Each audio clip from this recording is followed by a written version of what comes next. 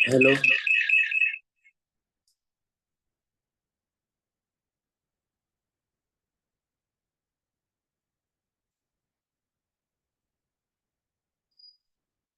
मैं कुछ पूछूं तो माइक ऑन करके आप लोग इंस्ट्रक्शन फॉलो कर सकते हो। ठीक है, मेरी आवाज आ रही है सबको?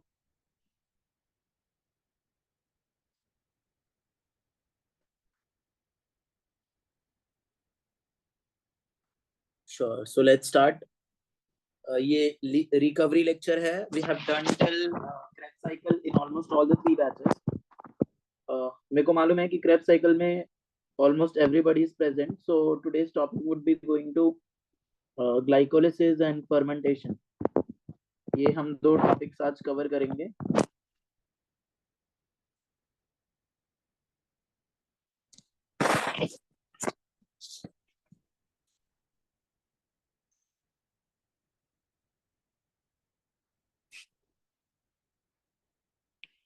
right? So we are starting with glycolysis.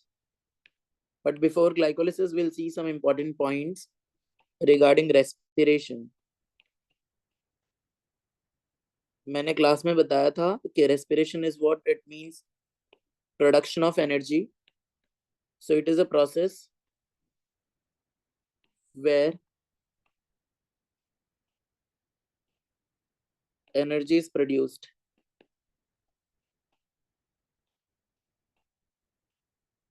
Right? आपको पता है एनर्जी बनाने के लिए क्या करना होता है? For the production of energy, oxidation of some food molecules takes place. Oxidation of fuel takes place, right? But what is the fuel to the living organisms? We know the fuel to living organism is what it is, food. Food contains some biomolecules like carbohydrates, proteins, fats, etc. Right? So we can oxidize any of these three biomolecule to get energy. Oxidation means combustion, right? And in combustion, what exactly happens? So it is nothing but catabolism of this biomolecules takes place. What is catabolism? Catabolism means breakdown. So what exactly is broken down? So it is nothing but it is C bonds present in this food molecules.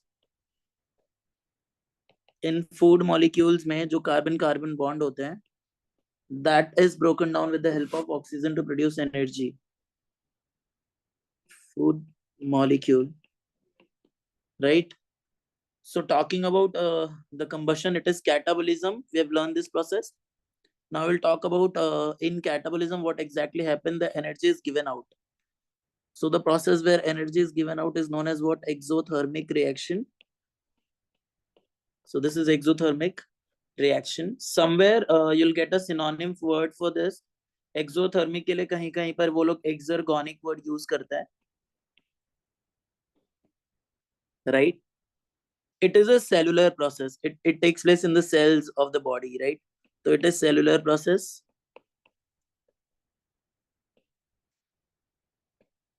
We should remember 2 points over here, very important points. Okay, that photosynthesis and the first point is what?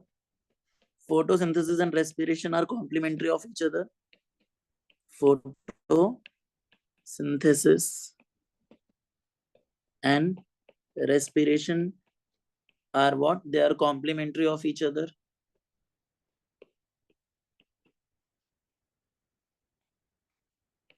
Complementary means what? Complementary means the product of photosynthesis would be complementing for the substrates of respiration, complementary to each other. इसका मतलब ये समझना है कि photosynthesis का जो product बनेगा, that will be utilized for respiration, and respiration का जो product बनेगा, that will be utilized for what? Photosynthesis. So that means they are complementary of each other. Second note point is what? You should remember कि the energy released in respiration, energy released in respiration is not released freely. Is not released freely. Released freely का मतलब यहाँ पे जैसे ही आप glucose के carbon carbon bond को break करोगे, उससे निकलने वाली हीट वो डायरेक्टली कोई भी ऑर्गेनिज्म यूज नहीं कर सकता. That heat which is liberated on oxidation of glucose gets coupled. Instead, it is coupled with what? ATP synthesis. Instead, it is coupled with ATP synthesis. And third point is what? So that means here the energy is stored in what? It is stored in ATP. Hence, ATP is considered as what? ATP is the energy currency of the cell. It is energy currency of the cell, right? And fourth point, you should remember ki respiration is not a single step process. Respiration is not a single step process. That means it occurs in multiple step. Occurs in what? Multiple step. Right? I have already explained you the structure of ATP. When you look at ATP, आपको पता चलेगा कि ATP is a nucleotide, and nucleotides are nothing but they are monomers of what? Nucleic acid. So they are monomers of nucleic acids. Talking about nucleotide, nucleotide is made up of what? It is made up of nucleoside plus phosphate.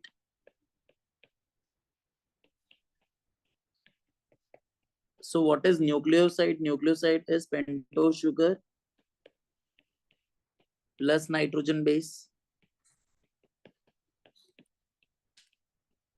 plus phosphate. What is pentose sugar? Pentose sugar is a 5-carbon ketose sugar. 5-carbon sugar plus nitrogen base is of two types. I have already explained you what is nitrogen base. Nitrogen base is a nitrogen containing heterocyclic compound.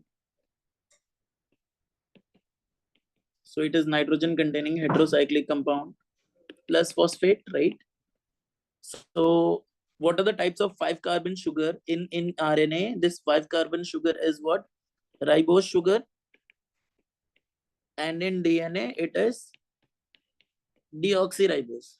So you should learn the structure of this ribose or deoxyribose. What is the structure of this ribose sugar? This ribose sugar का structure is, for that you should remember a trick. ये furan ring बनाता है. Furan ring is a 5-membered ring.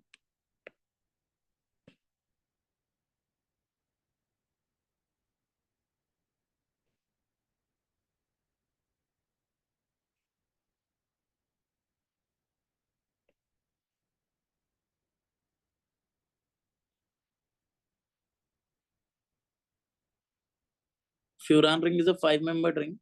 तो ऐसे बनाना है, बीच में oxygen लगाना है, and you have to put डंडे on all the bends. फिर उसके बाद आपको एक ट्रिक बोलना होता है. What is that trick? The trick is नीचे नीचे नीचे नीचे नीचे नीचे OH लगाओ, सिर पे CH2OH बिठाओ, जहां कम वहां हम हरदम hydrogen. So this is the structure of ribose.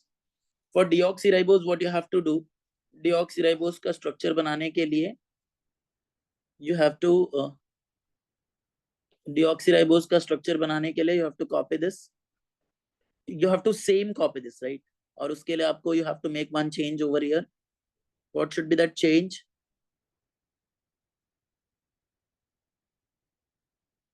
Second.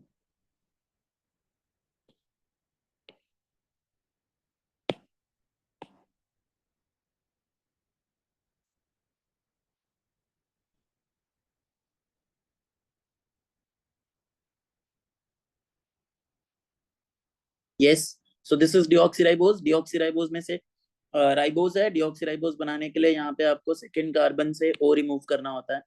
That directly becomes deoxyribose, right? Then talking about the nitrogen base दो प्रकार के होते हैं. It is of two types. It could be purines और pyrimidines. मैंने आपको already explain कर रखा है. So what are purines? Purines are nothing but it is a single ring वाला structure. मैंने बताया था नाम, छोटा पैकेट बड़ा धमाका. बोलने में प्यूरिन्स छोटा लग रहा है ना, तो ये 2 रिंग से बना है. Sorry, purines are made up of how many rings? 2 rings. कैसे याद करोगे? छोटा पैकेट बड़ा धमाका.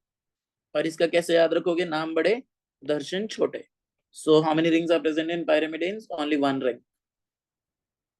What are the examples of purines? The examples of purines are what? Adenine or guanine. And what are the examples of pyrimidine? These are what? Cut. एक ऐसे बोलने का कि नाम बड़े दर्शन छोटे, एक ही रिंग है, एक रिंग कट गया. Cut is what? Cytosine, uracil and last is what? Thymine. तो कट गया, साइटोसिन, यूरासिल एंड थायमिन. तो अगर मैं आपको स्ट्रक्चर बताऊं एटीपी का, तो एटीपी का स्ट्रक्चर कुछ ऐसा हो जाएगा कि आपने पेंटोज शुगर बना लिया, you have made this pentose sugar, right? Ribose बना लिया आपने। राइबोज बनाने के लिए you can copy over here, right? The structure you can copy.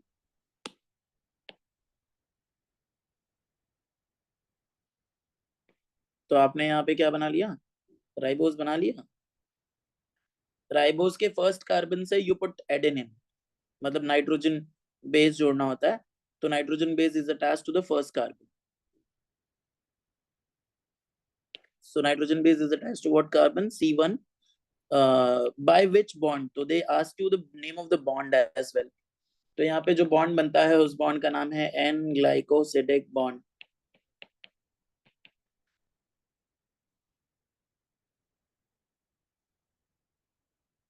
So what is the name of the bond? It is N glycosidic bond. Talking about the phosphate group is attached to fifth carbon. This is C5, and this is phosphate group. So this becomes now one phosphate with adenosine is known as what? Adenosine monophosphate. Now you put one more phosphate, this becomes adenosine diphosphate. You put one more phosphate, this becomes adenosine triphosphate, right? So this is triphosphate, ATP. So this third phosphate which is formed now, this is known as what? This is known as high energy phosphate bond. So this is high energy phosphate bond, right? This was ATP we talked about. So let's talk about finally the steps of respiration. Steps of what? Respiration. Respiration occurs in how many steps? So respiration occurs in 4 steps. What are these steps? These 4 steps are what? These are glycolysis, link chain reaction, Krebs cycle, and what? Last is electron transport chain.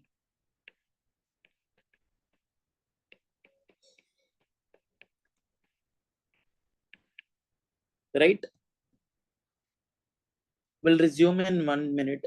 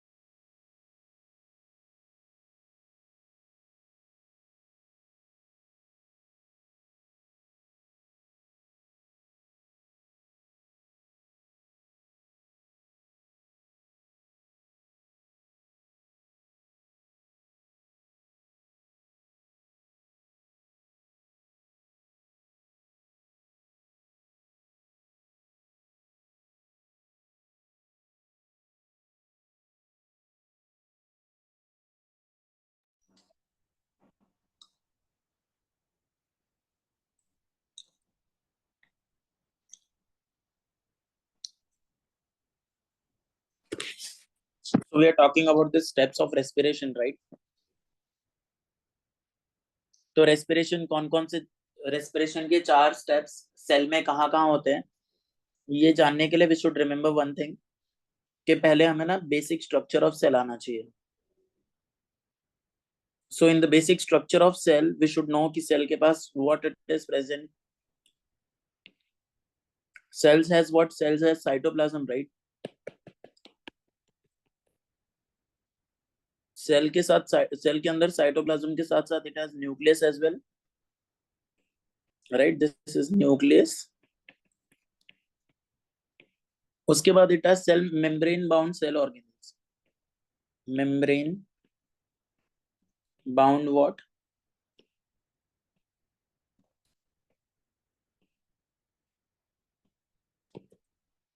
Cell organism.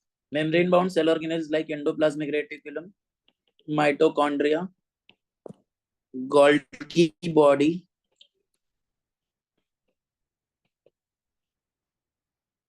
vacuole, chloroplast etcetera, right. इसमें mitochondria हमें बहुत ध्यान से सुनना चाहिए, क्योंकि आपको पता है mitochondria is known as what, power house of the cell, right. तो mitochondria power house of the cell क्यों बोला गया, क्योंकि एनर्जी सबसे ज्यादा वहीं पर बनती है। And we are talking about this chapter called as respiration, जिसमें हमें यही समझने की कोशिश करनी है कि एनर्जी कहाँ बनती है और कितनी बनती है, राइट। तो अगर मैं माइटोकॉन्ड्रिया का स्ट्रक्चर एक्सप्लेन करूं, तो यू शुड ऑलवेज रिमेंबर कि mitochondria is a double membrane structure. Mitochondria is what? It is double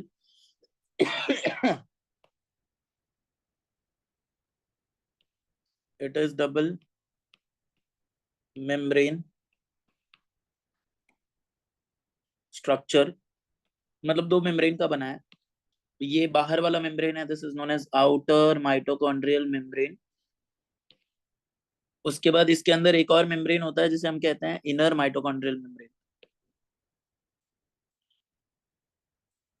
This is what? This is inner mitochondrial membrane.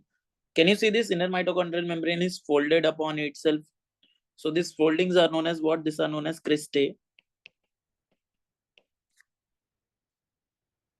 And this cristae, inside of this cristae, some fluid is present. This fluid is known as what? This fluid is known as mitochondrial matrix. Mitochondrial what? Matrix. Can you see this? There is a space present between this outer mitochondrial membrane and inner mitochondrial membrane. So this space is known as what? This is known as intermembrane space. This is intermembrane what?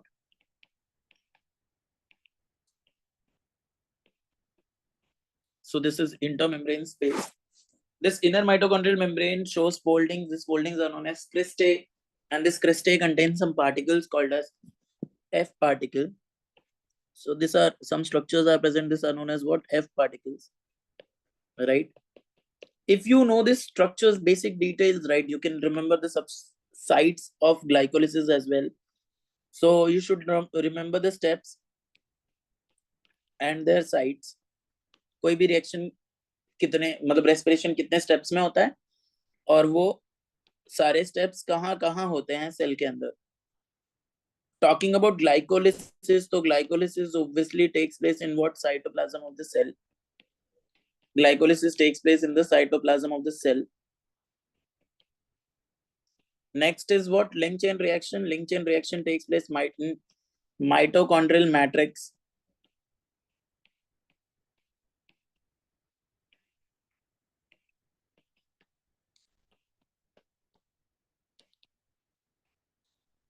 Third is what? Krebs cycle. Krebs cycle takes place in what? Mitochondrial matrix. And talking about the last part, electron transport chain. Electron transport chain occurs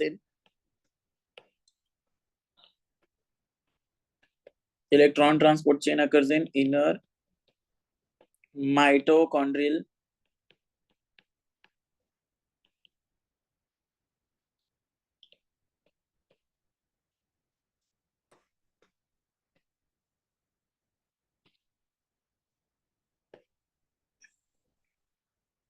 Now we'll talk about glycolysis finally. Glycolysis is the first step of respiration. It is defined as what? It is defined as stepwise enzymatic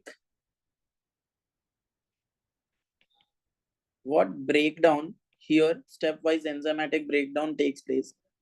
किसका? Of glucose molecule into what? Two molecules of pyruvic acid. So this is glycolysis. We'll talk about the steps of glycolysis now. Glycolysis को याद रखने के लिए you should remember two tricks. Trick number one will remember. So with the help of trick number one, what we can remember? trick number 1, it helps to remember names of the substrate. It helps to remember what?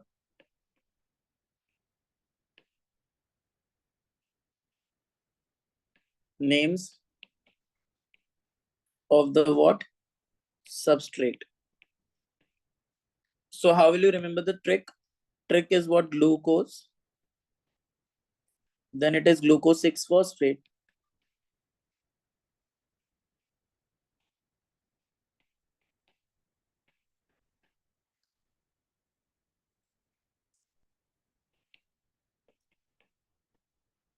After this, it is fructose 6-phosphate. Then it is fructose 1,6 diphosphate.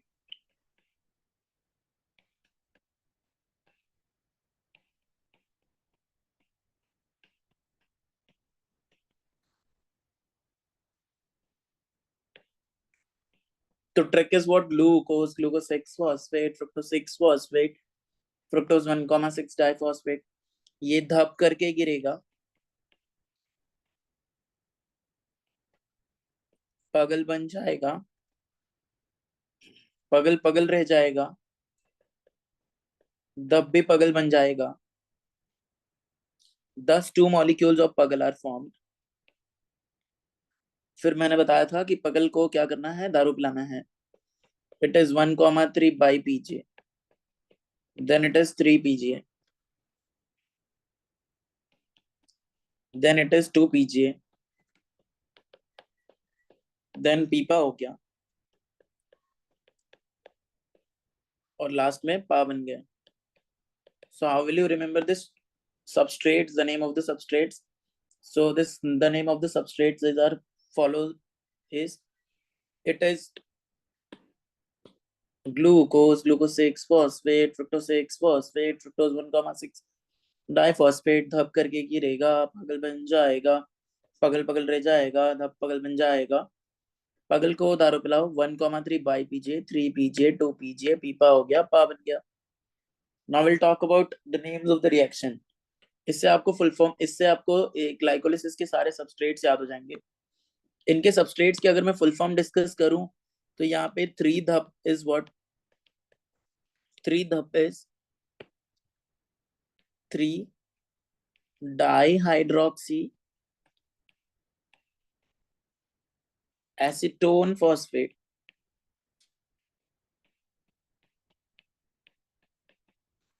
Then it is 3 PGAL. अगर मैं 3 पगल को बोलूं तो 3 पगल का full form होगा 3 phosphoglyceraldehyde.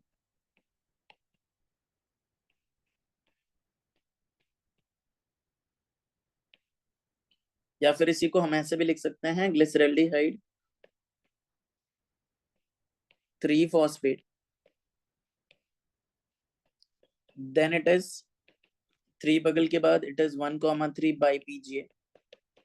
The full form for this would be what? It would be 1,3 bisphosphor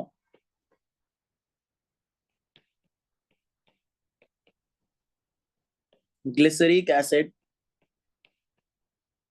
Then it is 3 PGA. 3 PGA is what? 3 phosphoglyceric acid. आप ग्लिसरिक एसिड इसको कह सकते हैं या फिर ग्लिसरेट भी कह सकते हैं, कोई प्रॉब्लम नहीं है. 2 PGA का full form would be what? Same, 2 phosphoglyceric acid. पीपा का full form would be what? phosphoenol pyruvic acid.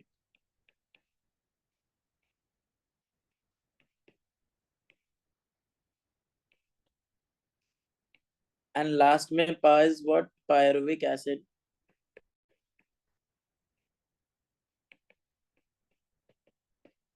Right? इसके बाद ना we should remember the names of the reaction. Names of the reaction भी याद करने के लिए मैंने एक ट्रिक बताया था. मान लो there is a lady. This lady gives birth. तो ये अपने बच्चे को जन्म कैसे देगी? तो बताया था ये अपने बच्चे को जन्म देगी पेप्सी पीकर. तो उसके लिए ट्रिक है कि चिंटू को कैसे जन्म देगी? तो पेप्सी पीकर. तो ट्रिक है पेप सी ओ पैदा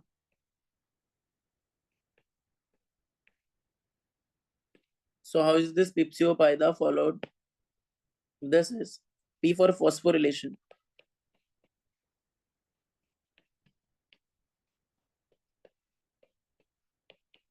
I for what? Isomerization. P for what? Phosphorylation. C for what? Cleavage.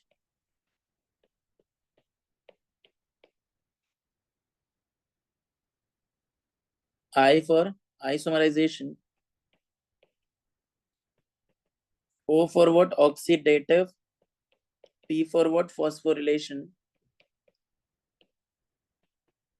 A for ATP generation.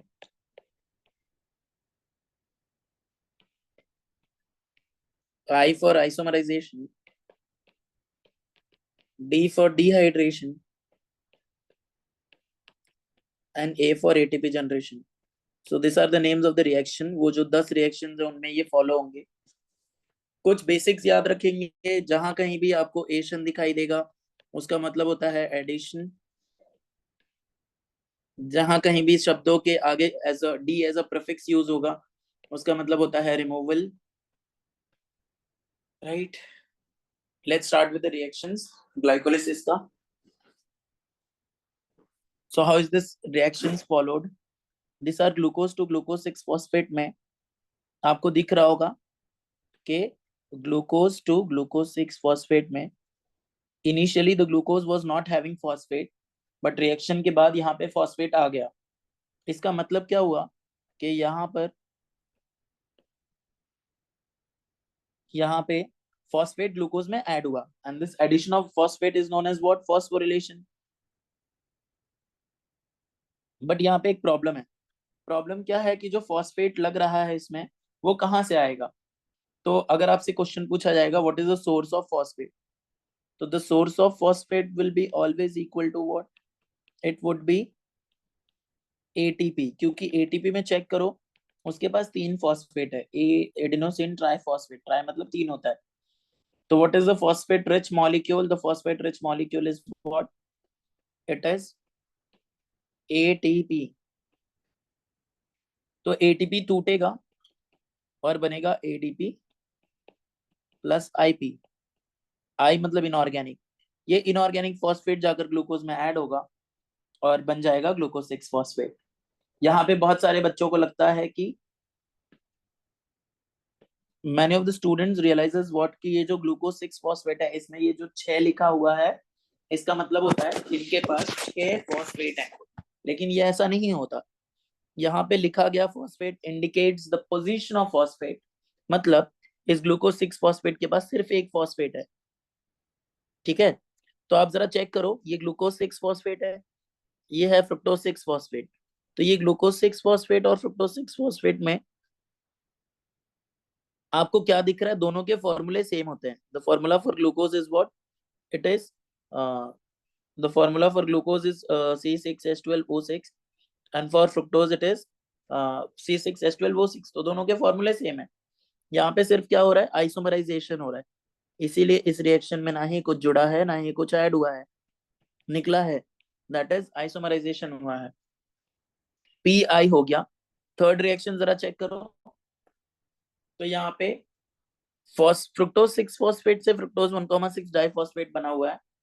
मतलब इनिशियली फ्रुक्टोज के पास एक फॉस्फेट था, बाद में 2 हो गया, मतलब एक फॉस्फेट ऐड हुआ. तो ये फॉस्फेट कहाँ से ऐड हुआ होगा? एटीपी से. तो एटीपी टूटा होगा. राइट. और ये फॉस्फेट जाकर इसके पास जुड़ गया होगा. तो टोटल इसके पास कितने फॉस्फेट हो गए? 2 फॉस्फेट हो गए. इसीलिए मॉलिक्यूल क्या कहलाएगा? Fructose 1,6 diphosphate. आप अगर ध्यान से देखो तो ये फ्रुक्टोज 1,6 डाइफॉस्फेट का अब क्या होना है? मैंने 3 रिएक्शंस करा दिए. मैंने करा दिया phosphorylation, isomerisation and phosphorylation. Now will talk about cleavage. Cleavage का मतलब क्या होता है? Equal breakdown. तो इसमें जो भी चीजें थी फ्रुक्टोज के पास वो इक्वली ब्रेक होंगी धप और पगल में. धप को फ्रुक्टोज के पास क्या था? 6 कार्बन था तो इसको 3 कार्बन मिल जाएंगे. 12 हाइड्रोजन था तो 6 हाइड्रोजन मिल जाएगा. 6 ऑक्सीजन था तो 3 ऑक्सीजन मिल जाएगा. 2 फॉस्फेट था तो 1 फॉस्फेट मिल जाएगा. वही सेम चीजें इसको भी मिल जाएंगी. 3 कार्बन, 6 हाइड्रोजन, 3 ऑक्सीजन, और एक फॉस्फेट। ये हो गया क्लीवेज। मैंने बताया था पगल से पगल में, पगल से पगल में कोई भी चेंज नहीं हुआ, बट मैंने बताया था कि धप किस में कन्वर्ट हो जाता है, पगल में। तो यहाँ पे आइसोमराइजेशन हो जाएगा, यहाँ पे क्या हो जाएगा, आइसोमराइजेशन। तो this reaction will be called as what, isomerisation. हमने पिप्सी कर दिया, फॉस्फोरिलेशन कर दिया, आइसोमराइजेशन कर गया, फॉस्फोरिलेशन किया, क्लीवेज किया, आइसोमराइजेशन किया। उसके बाद 3 पगल से 1,3 बाईपीजे वाले रिएक्शन में जब हम आएंगे, तो यहाँ पे एक स्टेप है, और इसमें हमें क्या दिखेगा कि एक फॉस्फेट था, 2 फॉस्फेट हो गया। यहाँ के रिएक्शन का नाम है ओपी। ओ मतलब ऑक्सीडेशन। आपको याद रखना है, यहाँ पे जो ऑक्सीडेशन होगा उसका मतलब होता है रिमूवल ऑफ हाइड्रोजन। मतलब पूरे रेस्पिरेशन चैप्टर में जहां जहां ऑक्सीडेशन वर्ड आएगा, वहां पे मतलब है कि हाइड्रोजन निकला हुआ है। तो ये हाइड्रोजन निकलेगा, और इस हाइड्रोजन को हम सेल में छोड़ नहीं सकते। तो ये हाइड्रोजन को कौन ले लेगा, नाड़ ले लेगा, और क्या बन जाएगा, NaDH2, राइट। तो यहाँ पे 2 NaDH2 बन जाएगा, क्योंकि 2 मॉलिक्यूल है। इसके बाद सब कुछ 2 2 मॉलिक्यूल है। ये भी 2 मॉलिक्यूल, ये भी 2 मॉलिक्यूल, ये भी 2 मॉलिक्यूल, ये भी 2 मॉलिक्यूल। तो सर उनमें लिखे हुए 3 और 2 क्या है, या फिर 3 और 1 क्या है, तो वो पोजीशन ऑफ फॉस्फेट है। तो इससे ऑक्सीडेशन हो गया। याद रखो, जब एल्डिहाइड से हाइड्रोजन निकालते हैं तो एसिड बनता है। इसके बाद यहाँ पे आपको एक फॉस्फेट भी तो ऐड करना था। पूरे रेस्पिरेशन चैप्टर में जहां जहां फॉस्फेट की जरूरत होगी, वो फॉस्फेट एटीपी देता है।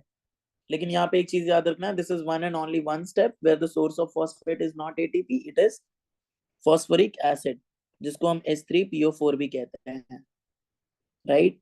ये H3PO4 है। उसके बाद हमने क्या देखना है, 1,3 बाईपीजे से 3 पीजे में आप रिएक्शन जरा चेक करो, आपको समझ में आएगा। इसके पास कितने फॉस्फेट है, इसके पास 2 फॉस्फेट है, और इसके पास कितने फॉस्फेट है, एक फॉस्फेट है। मतलब यहाँ से एक फॉस्फेट निकल गया। तो ये जो फॉस्फेट निकला, इसको कौन ले लेगा, जो देता था एडीपी देता था, और एडीपी बन जाता था। तो फॉस्फेट लेने की बारी आएगी तो कौन लेगा, एडीपी, और क्या बनाएगा, एटीपी। इसीलिए स्टेप का नाम क्या है, एटीपी जनरेशन। यहाँ पे 2 एटीपीज बन जाएंगे। फिर उसके बाद बात करें 3 पीजीए से 2 पीजीए में, तो यहाँ पे देखो ना ही कुछ ऐड हुआ ना ही कुछ निकला है, सिर्फ स्ट्रक्चर चेंज हुआ है। इसलिए आ जाएगा isomerisation, isomerisation. 2 PGA is last second step. Last second step में पानी निकलता है, याद रखना है, क्योंकि पिप्सियो पाइदा में दा, दा, डी फॉर डिहाइड्रेशन, यस और नो। एंड लास्ट में देखो इसके पास phosphoenol pyruvic acid. Phosphoenol pyruvic acid से क्या बनाना है, पायरुविक एसिड बनाना है, मतलब हाइड्रोजन निकालना है। तो हाइड्रोजन निकलेगा तो हाइड्रोजन, सॉरी, फॉस्फेट निकालना है। फॉस्फेट निकलेगा तो फॉस्फेट को कौन ले लेगा, एडीपी, और क्या बन जाएगा, एटीपी, राइट। यहाँ भी 2 एटीपी बन जाएंगे। ये हो गया ग्लाइकोलिसिस। अब ग्लाइकोलिसिस में 10 स्टेप्स हैं, आपको याद रखना है, हर स्टेप में एक एंजाइम लगेगा। एंजाइम्स के नाम याद करने के लिए आपको रटने की जरूरत नहीं है। एंजाइम्स के नाम याद करने के लिए आपको सिर्फ ट्रिक याद रखना है कि हर स्टेप में एंजाइम का नाम लिखने के लिए आपको पहले सबस्ट्रेट को देखना है। हर स्टेप में सबस्ट्रेट को देखो, सबस्ट्रेट से पूछो उसके पास फॉस्फेट है क्या। अगर सबस्ट्रेट के पास फॉस्फेट है तो एंजाइम का नाम फॉस्फो से स्टार्ट होगा, नहीं है तो नहीं स्टार्ट होगा। उसके बाद आपको पूछना है कि सबस्ट्रेट में कितने कार्बन है। अगर 6 कार्बन है तो हेक्सो आएगा, 3 कार्बन है तो ट्रायोज आएगा।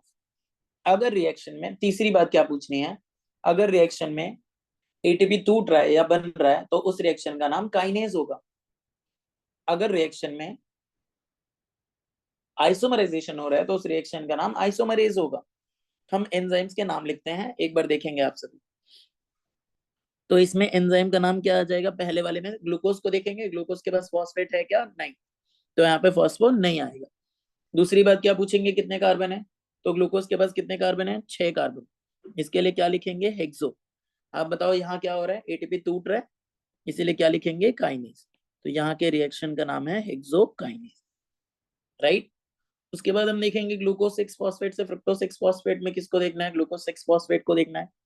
इसके पास फॉस्फेट है क्या, हाँ, तो क्या लिखेंगे, फॉस्फो। कितने कार्बन, 6, तो क्या लिखेंगे, हेक्सो। क्या हो रहा है, आइसोमराइजेशन, तो क्या लिखेंगे, आइसोमरेज। एंजाइम एंजाइम का नाम आ जाएगा फॉस्फो हेक्सो आइसोमरेज।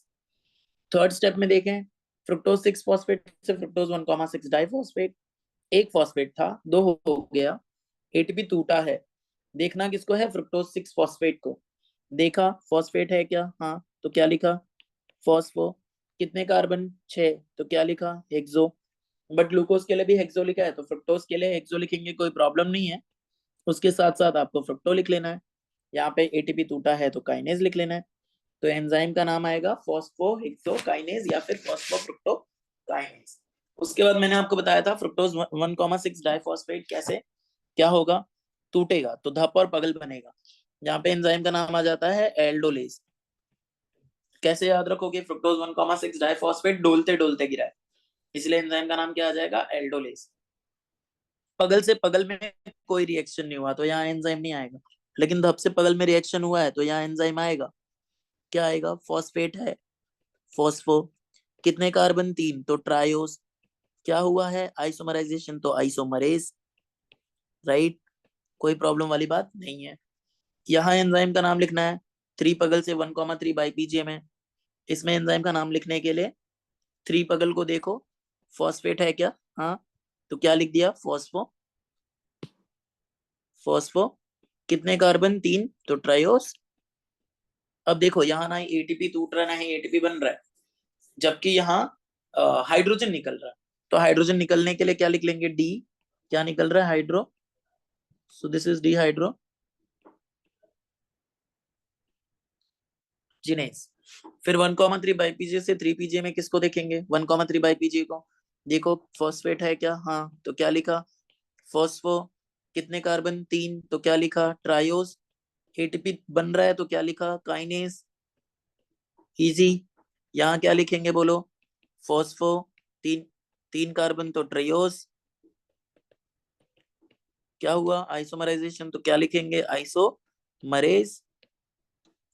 यहाँ देखो वाटर निकल रहा है। अब यहाँ पे वो ट्रिक नहीं फॉलो करना है सबस्ट्रेट वाला, आपको याद रखना है जहां वाटर निकल रहा है वहां पे इनो डाल के पी लेना है।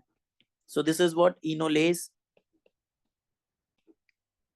पीपा से पा में किस पे, याद रखो जिस भी स्टेप में एंजाइम फाइनल प्रोडक्ट बनता है, उस स्टेप में एंजाइम का नाम हम सबस्ट्रेट पर ना लिखकर प्रोडक्ट पर लिखते हैं। तो प्रोडक्ट क्या है, पायरुवेट, और एटीपी बना है तो क्या लिख देंगे, काइनेज।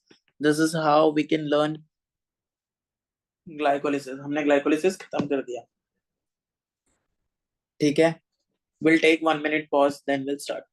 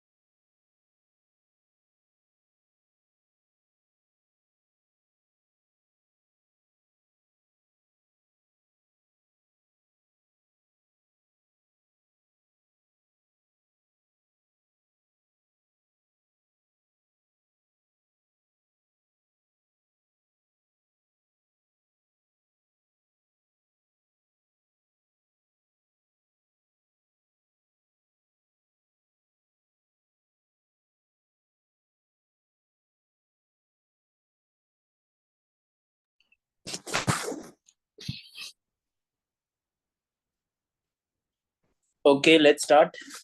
तो हमने ग्लाइकोलिसिस खत्म किया अभी just. Now will talk about हिसाब किताब of glycolysis, right, energetics of glycolysis. कि भाई इतना बड़ा रिएक्शन हुआ है तो उसमें हमें क्या मिला या फिर क्या यूज हुआ। तो let's talk about some points.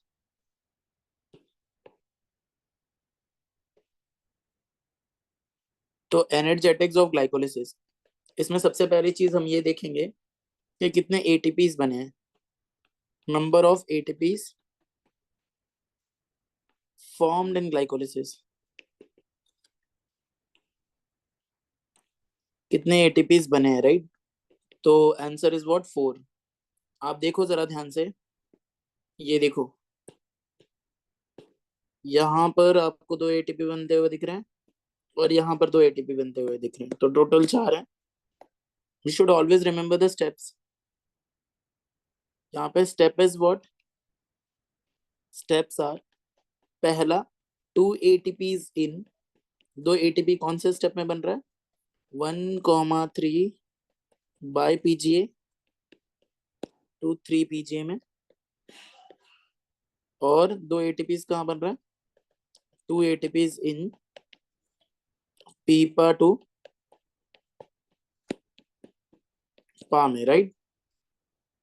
बात करें नेक्स्ट क्वेश्चन की कि कितने एटीपीज कंज्यूम हुए हैं। ATPs consumed in glycolysis, glycolysis में कितने एटीपी कंज्यूम हुए हैं। तो answer would be what, 2। Tell me the steps. 1 ATP in what, glucose to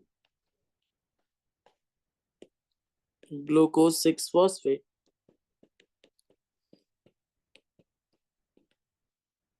1 ATP in fructose 6 phosphate to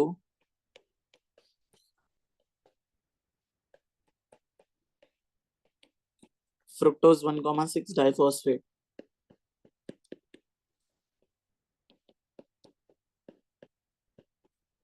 right. यहीं पर अगर आपसे हम नेट गेन पूछ लें, net gain of ATP in glycolysis, net gain कितने का हुआ, तो formula for the net gain would be what, भाई कितना पाया है और कितना लगाया है, that is ATP formed minus ATP consumed. So the answer would be what? Answer would be 4 minus 2 which is equal to 2. So this would be equal to 2 ATPs net gain होता है। Talking about some other things in glycolysis, तो आपको पता है glycolysis में NADH2 भी बने हैं। Number of NADH2 formed in glycolysis कितने बने हैं, 2। स्टेप की बात करें तो आप जरा ध्यान से देखेंगे, ओपी वाले स्टेप में मतलब 3 बगल से 1,3 बाई पीजीए, ये वाले स्टेप में 2 NADH2 बने हैं। बात करें नंबर ऑफ O2s कंज्यूम, कितने O2s कंज्यूम हुए हैं, तो आपने पूरे रिएक्शन में देखा कहीं भी O2 कंज्यूम नहीं हो रहा था, तो आंसर वुड बी व्हाट, 0। बात करें कितने CO2s बने हैं, नंबर ऑफ CO2s फॉर्म्ड, तो आंसर वुड बी व्हाट, 0। पूरे किसी भी जगह पे CO2 नहीं बने हैं। This is how we can learn the glycolysis in detail. Now will talk about what, now will talk about next part which is fermentation. Pyruvic acid मिल चुका, अब हम क्या देखेंगे, number of carbon atoms in what, pyruvic acid. Pyruvic acid में 3 carbon atoms होते हैं। How will you remember this, this is छतरी CO चूहे which is CH3COCOOH. This is a structural formula of what, pyruvic acid. Structural formula of pyruvic acid, CH3COCOOH. Now we'll talk about the next part, how this pyruvic acid is handled by different cells. So your NCERT says ki there are 3 major ways. There are 3 major ways by which different cells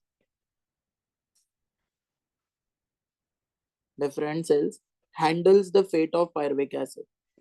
Handles the fate of what? Pyruvic acid. मतलब pyruvic acid का क्या होना है? इसके 3 तरीके हैं, right? This 3 ways are what? तो इसको हम डिस्कस करेंगे. First type is what? कि अगर ऑक्सीजन प्रेजेंट है, इन प्रेजेंस ऑफ ऑक्सीजन, तो पायरुविक एसिड का क्या होगा? Second, in absence of oxygen, अगर ऑक्सीजन बिल्कुल नहीं है तो क्या होगा?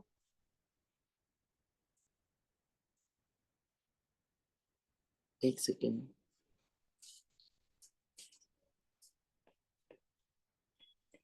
इन absence of oxygen. And third is what? It is in lack of oxygen. ये तीनों कंडीशंस में पायरुविक एसिड से अलग अलग चीजें बनती हैं. In presence of oxygen, pyruvic acid gets converted into acetyl CoA. Always remember. And this acetyl CoA enters what? It enters LCR and further goes to aerobic respiration. It goes to what? Aerobic respiration. In absence of oxygen, this pyruvic acid gets converted into ethyl alcohol. जब oxygen बिल्कुल नहीं रहेगा तो वो ethyl alcohol बन जाएगा. And this type of reaction is known as what? Alcoholic fermentation.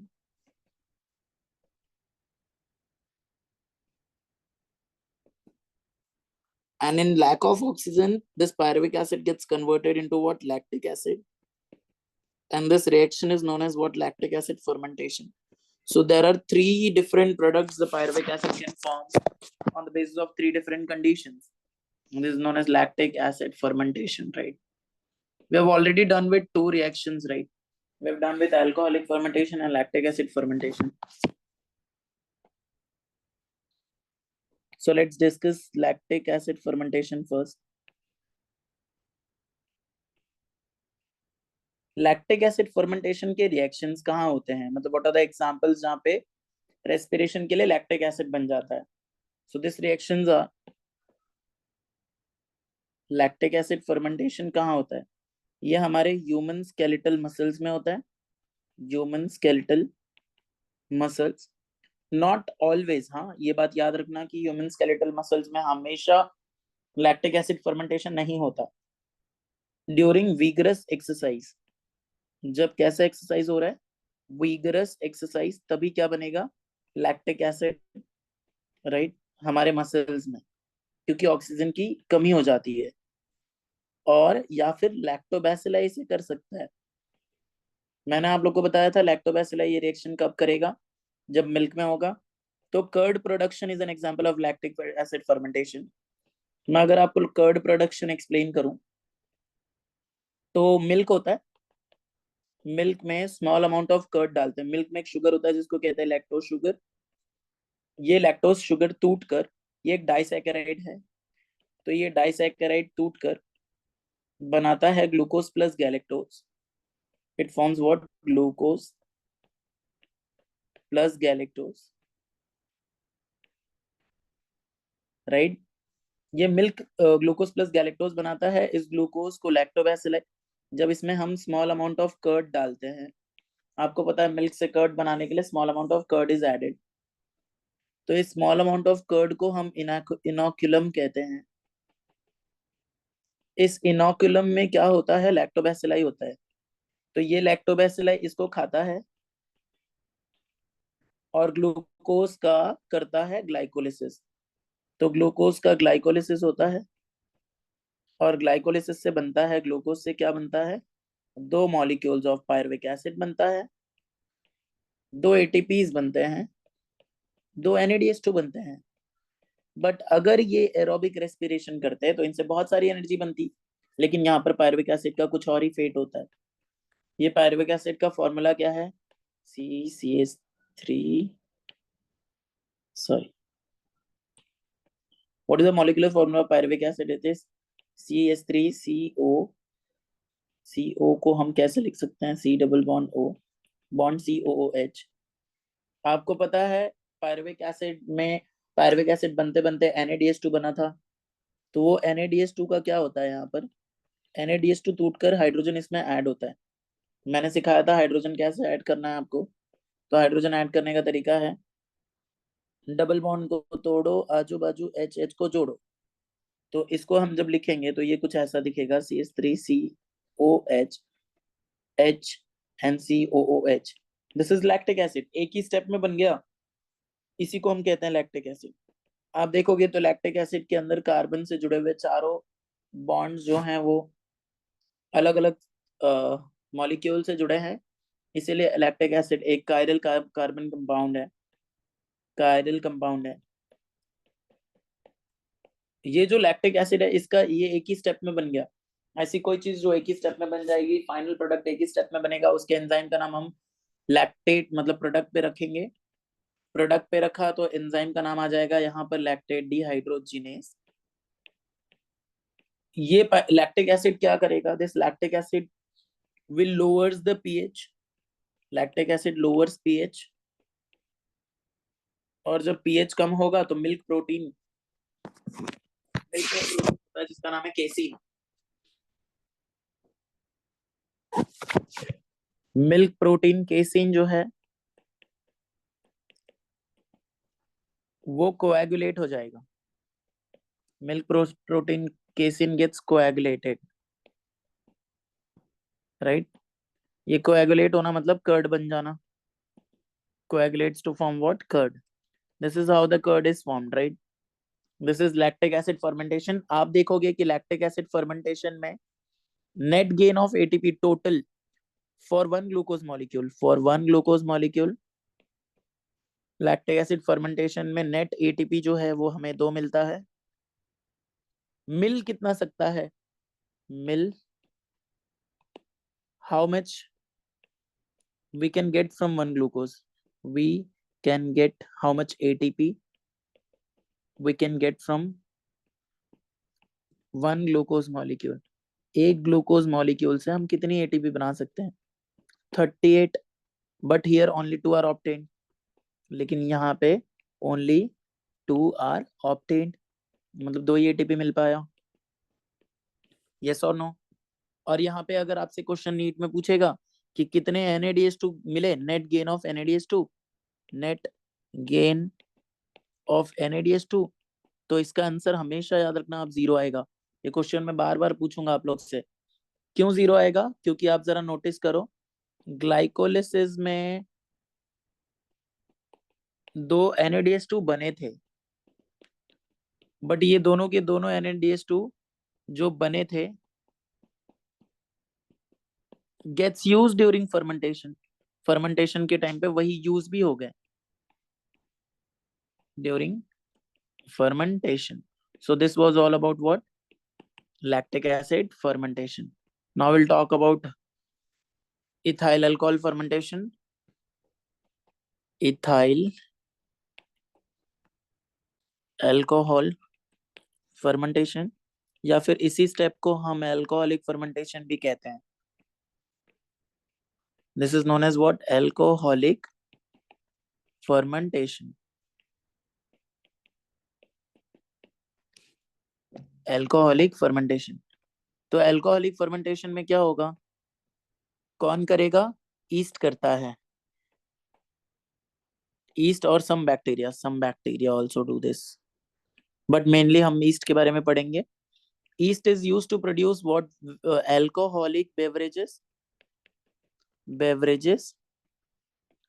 या फिर इस ईस्ट का इस्तेमाल ब्रेड बनाने के लिए भी किया जाता है। इसीलिए इसको हम ब्रूअर्स ईस्ट भी कह सकते हैं। ब्रूअर्स ईस्ट मतलब ब्रूइंग इंडस्ट्री बोले तो अल्कोहलिक इंडस्ट्री, इसे ब्रूअर्स ईस्ट भी कह सकते हैं, या फिर इसी को हम बेकर्स ईस्ट भी कह सकते हैं। ये ईस्ट जो है एक यूनिसेलुलर फंगाई होता है। This east is what it is? Unicellular fungi. ये यूनिसेलुलर फंगाई है मतलब एक सेल का बना हुआ फंगाई है। ये जो यूनिसेलुलर फंगाई है इसका साइंटिफिक नेम होता है सैकेरोमाइसिस सेरेविसिए, और ये लगता है माल्टोज शुगर पर। माल्टोज शुगर का ब्रेकडाउन होता है, and this maltose sugar breaks to form what? Glucose plus glucose.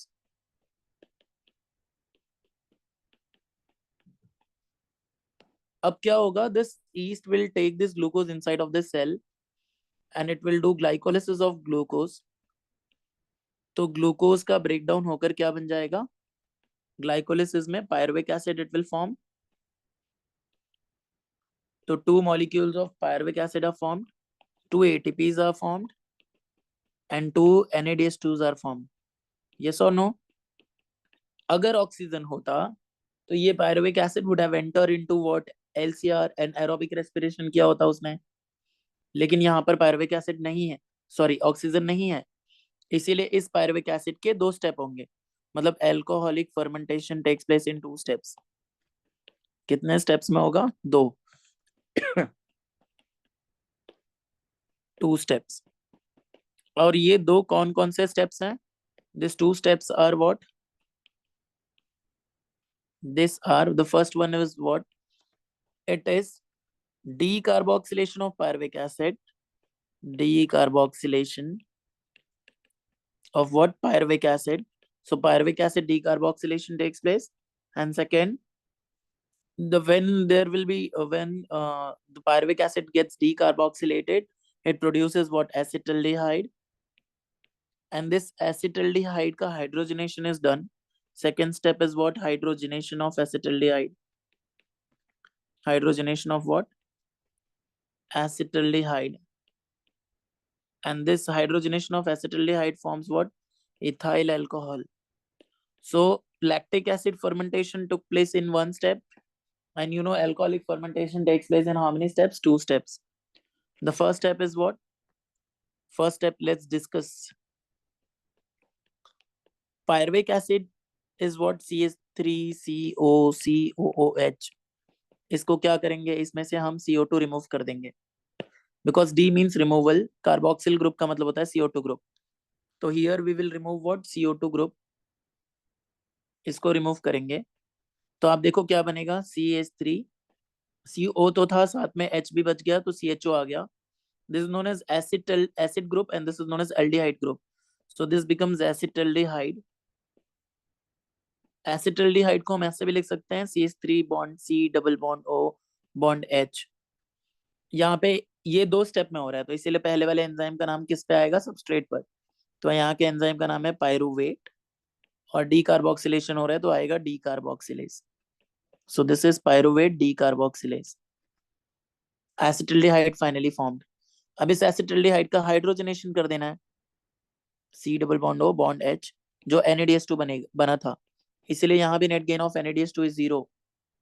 Enzyme का नाम क्या आएगा?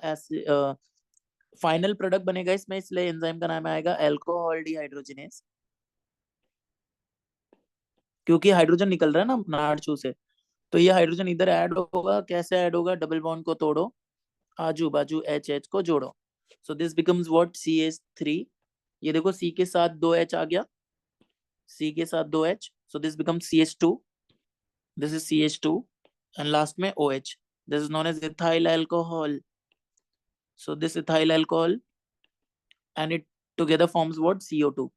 क्वेश्चन ऐसा आएगा कि CO2 किस में बनता है? CO2 is a product of alcoholic fermentation. ये स्टेटमेंट सही है या गलत है ऐसा पूछेंगे, तो ये स्टेटमेंट जो है वो सही है क्योंकि अल्कोहल में CO2 बनता है। अगर यही स्टेटमेंट सेम पूछ लिया फॉर लैक्टिक एसिड फर्मेंटेशन तो आंसर क्या आ जाएगा? रॉन्ग, क्योंकि लैक्टिक एसिड फर्मेंटेशन में तो CO2 बनता ही नहीं है। रॉन्ग। यस और नो? ठीक है, इतना अगर आपको समझा होगा तो आपको पता चल गया होगा कि अल्कोहल ईस्ट बनाता है। नीट में एक क्वेश्चन पूछता है, नोट करके लिखना है, बहुत इंपॉर्टेंट है। Maximum concentration, maximum concentration of what? Of naturally fermented alcohol मतलब नेचुरली बनाए गए अल्कोहल का मैक्सिमम कॉन्सेंट्रेशन कितना होना चाहिए? Maximum concentration of naturally fermented alcohol is what it is 13%. क्यों? रीजन पूछेंगे, they will ask you reason. तो reason is because yeast poison themselves. Yeast क्या करते हैं? खुद को ही पॉइजन करने लग जाते हैं. Poison themselves. Themselves beyond 13% concentration. Beyond 13% concentration of alcohol. मतलब अल्कोहल का 13% से ज्यादा होगा तो ये खुद को क्या करने लग जाएंगे? पॉइजन करने लग जाएंगे. ठीक है. यहाँ पे भी दो एटीपी आपको दिख रहा है कि इन बोथ क्या क्या? Alcoholic fermentation and lactic acid fermentation. दोनों में एसिड फर्मेंटेशन. दोनों में ATPs produced are what? 2. Number of ATPs produced कितने हैं? 2 है ना. और बन कितने सकते हैं? 38. मतलब पूरा ग्लूकोज वेस्ट हो गया, सिर्फ 2 ही एटीपी मिला. तो यहाँ पे परसेंटेज के फॉर्म में नीट में पूछा गया था कि लेस देन डैश परसेंटेज. कितना? 7% of energy from glucose is liberated during alcoholic and lactic acid fermentation.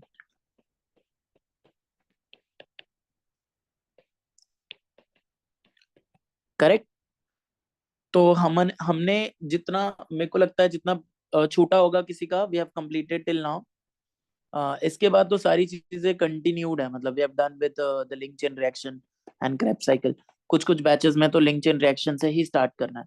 तो मैंने सब कुछ अब तक जितना पढ़ाया था we have covered till now. But एक बार ना हम लिंक चेन रिएक्शन भी देख ही लेते हैं क्या होता है. So what is link chain reaction?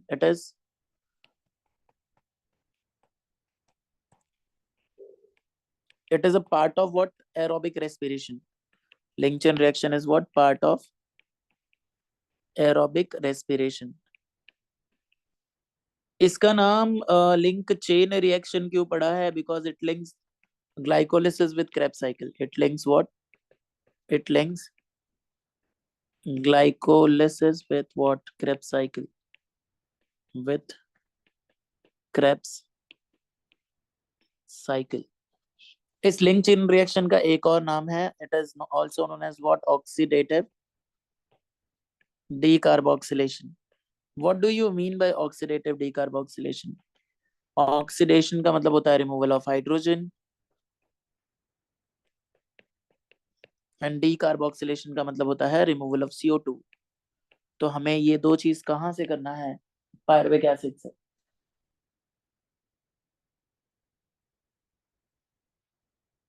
ठीक है.